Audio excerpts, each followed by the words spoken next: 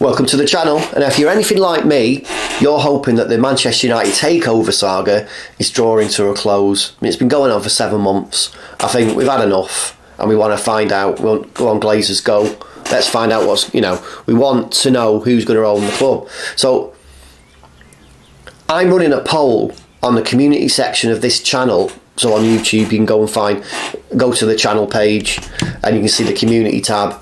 Click on the community tab, and a few posts down, you'll find a poll that I ran. So that poll, the results. So far, the results are showing that Sheikh Jassim bin Hamad Al Thani has 88% of all votes, and Sir James Arthur Ratcliffe, has 13% of all votes, and the Glazers, it appears, no one wants them. They got absolute zero votes in the poll. However, having watched a few other YouTube channels, I'll admit I'm a supporter or a fan of other YouTube channels like the United Stand, United People's TV. A few others as well, and the votes that they've ran on their channels are showing that some fans would rather have the Glazers retain control than Sir Jim do his deal with the Glazers, which I've got to admit, I just don't understand it. Some would rather keep. You're telling me some would rather keep the Glazers than allow Sir Jim to keep them on as minority stakeholders, so they'd have less say over the club. Sir Jim would have more say over the club, but rather than that, they'd rather keep the Glazers. I mean, come on, they've got to be trolls messing about with the votes on those channels. Surely no United fan wants the Glazers to stay. Do you? I certainly don't.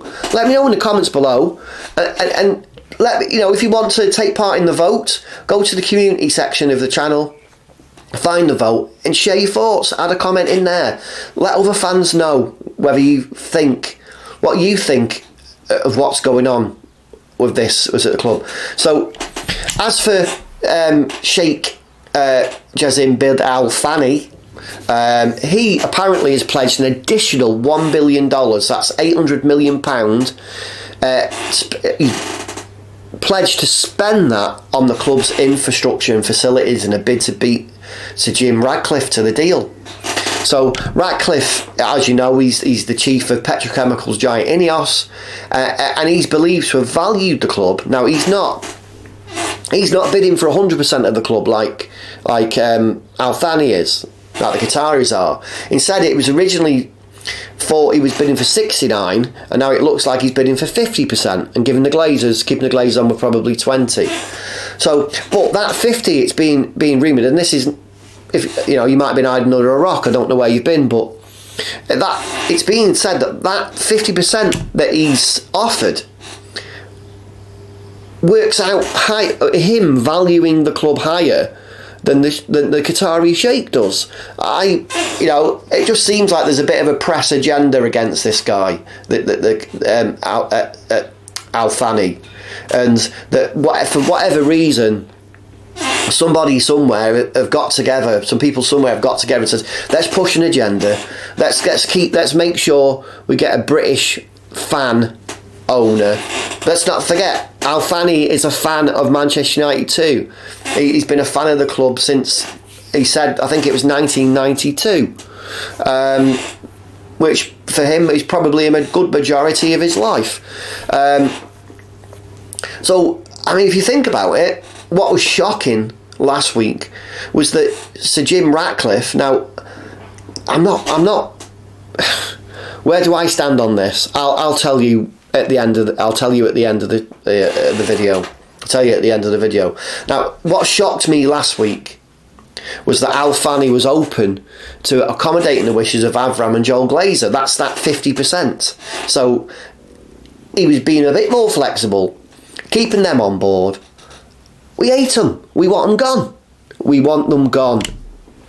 So would allow the pair, to the two brothers, the Glazers, to retain a small stake in the club.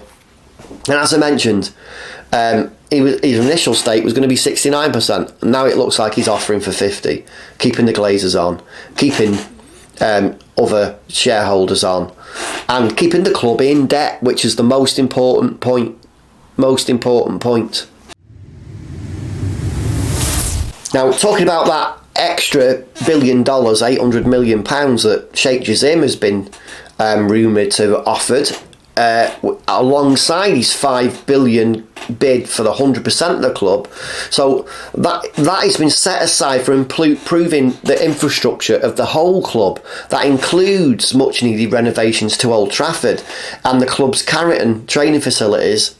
Now, you might remember back that the infrastructure provided to the players was heavily criticised back in November by Cristiano Ronaldo. I mean, at the time, you remember that interview, that notorious interview? Well, not I'm going about that, but at the time, though, he claimed that there had been minimal developments made to the infrastructure since he left the club for Madrid back in 2009. And he stressed during that explosive interview to Piers Morgan that improvements should be made, considering the size and nature of Man United. You know, it's one of the biggest clubs in the world. So he was disgusted by it, basically. He said his actual words were, "Nothing's changed. Nothing's changed. The pool, the jacuzzi, even the gym, even some technology," he says, even the chefs, he says, who he liked, the lovely people, he says, "Nothing has changed. I thought I would see new technology, new infrastructure. Instead, he said, I saw the same things that were there when I was, as when I was 20, 21 and 23. I don't know where 22 went, but that's what he said. Others have also criticised what's going on at Old Trafford, including Gary Neville, who's admitted that the club have fallen behind. Well, they have. If you're not investing money, you're going to fall behind. So the likes of Sheikh Jassim and Ratcliffe now have to wait while the Glazers make their final decision about the club. What's going to happen? Although the current Manchester United owners invited offers, they started this 7 months ago. By all accounts, it was strategic alternatives they were looking for back in November, and there's been plenty of speculation of the fact that they might actually stay and maintain a controlling share, so not even become minority holders if Ratcliffe took over. They may just take some money from a hedge fund. I mean, the Rain Group, so the US bank that's overseeing all this nonsense for the Glazers, are expected to be in a position where they can announce a preferred bidder any time this week. So it could even come today. This could even come today. So literally, we're on tenterhooks now, waiting to see what's going to happen. But I'll give my opinion. My opinion is this. I think the Glazers want to take an offer from Thani. They want to take an offer from Thani, but they want their $6 billion. They want their $6 billion cash up front, and they're not going to take any less. And I think they'll drag this out even further. Expect a fourth round. They don't care. They're just making money. They're going to make money the best way they can. And it's disgusting. But if you not been hiding under a rock for the last couple of weeks, you'll have seen. I mean, there was Sky Sports News a couple of weeks ago. There was a discussion going on, and in that discussion, one guy said to another, "But if the Glazers do hang on and they do get the money they want, so $6 billion, having only invested $200 million, they borrowed the rest, so $790 million. It was bought for 18 years ago. 590 of that was borrowed money. 200 million was their own money. That is all they've invested in the club. So if they have only invested 200 million, yet they come out of this with 6 billion, the talk was, wouldn't that make them like super uber, the best businessmen on earth? Now, You know, they're getting lots of kudos for that in the business community. I suppose they would. But to us football fans, us Manchester United fans, you've let our club rot. That's what I'd say to them. You've let our club rot. And you've appointed people into key positions over the years. Ed Woodward is one who made terrible decisions. It's decisions on who to buy. He's not a football man. He's not a Manchester United fan. He never fucking cared about the club.